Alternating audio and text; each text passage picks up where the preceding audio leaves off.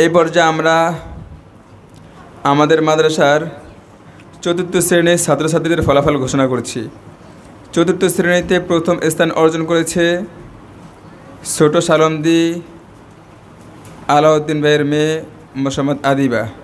আদিবাকে crest তুলে দিচ্ছেন আমাদের শাকির হুজুর।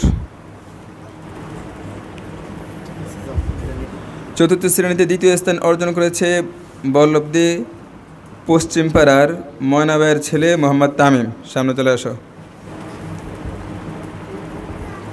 চতুর্থ শ্রেণীতে তৃতীয় স্থান অর্জন করেছেন বল্লভদী পশ্চিম পাড়ার নজরুল ভাইয়ের ছেলে মোহাম্মদ তানভীর। তানভীরকে ক্রেস্ট তুলে দিচ্ছেন আমাদের রেজান স্যার। চতুর্থ শ্রেণীতে তৃতীয় স্থান মোট 2 জন, আর একজন হচ্ছে পশ্চিম পাড়ার কাউসার ভাইয়ের মেয়ে মোসাম্মদ মারিয়া। সামনে আসো। মারিয়াকে ক্রেস্ট তুলে দিচ্ছেন আমাদের শাকির হুজুর।